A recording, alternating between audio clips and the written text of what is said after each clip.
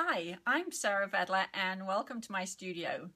Today I am going to show you how you can use iron-on vinyl to laminate a piece of fabric. I used laminated fabric for one of the tote bags in the Abundance collection and I love the way that the finished result looks. I think you're going to love it too. Let's get right to it and I'll show you how it works. There are two different kinds of iron-on vinyl that I've been using. One of them is this glossy version. I found it in a package which is 17 inches wide and 5 yards on the roll. The other one is a matte finish. It actually calls itself a clear iron-on vinyl. And this one I purchased on Bolt. I think it's a little bit wider, 24 inches wide. Both of them work exactly the same way, so let me just pop these off to the side and we'll get started. So I have my piece of fabric.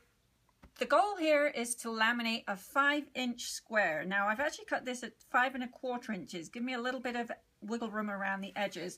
I've got it right side up on my ironing board. I want to put the laminate or the iron-on vinyl onto the right side. Now I have to tell you that I just recorded the video with the vinyl going on the wrong side. I'm so used to putting fusible webbing and interfacing on the wrong side of the fabric, but you want to make sure that the vinyl goes on the right side.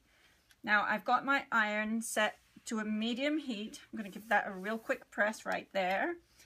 And this is the piece of vinyl that I've cut. I cut it to the finished size, 5 inches square.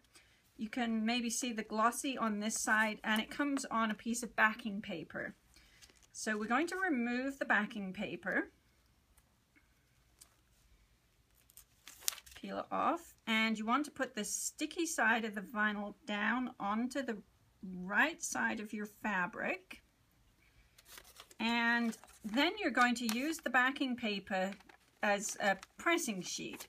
So you want to put the side that the vinyl came off right down on top of the vinyl, and the instructions say you want to press for 8 seconds. And what I found works is to just gently glide the iron across the backing paper. By the time you got from one side to the other, everything's gotten about 8 seconds of pressing. And you want to make sure that you have the medium heat on your iron. When you're done with that side, you want to flip the whole thing over and make sure that you leave the backing paper on. And then we're going to give it a faster press. This side, it calls for about 4 seconds of heat across the surface. Now, one thing that I have noticed, ouch, this is really hot. If you do touch the vinyl just off the edge of the iron, it doesn't glue up the iron like a fusible webbing would, which is a really good thing to know. But it is pretty hot. You want to wait until it's cooled down a bit, and then let's give it a little bit of help here. Then you can peel the backing paper off, and you have a beautifully laminated piece of fabric. One of the things that I love about the iron-on vinyl is that your choices are endless in terms of the fabric that you want to use.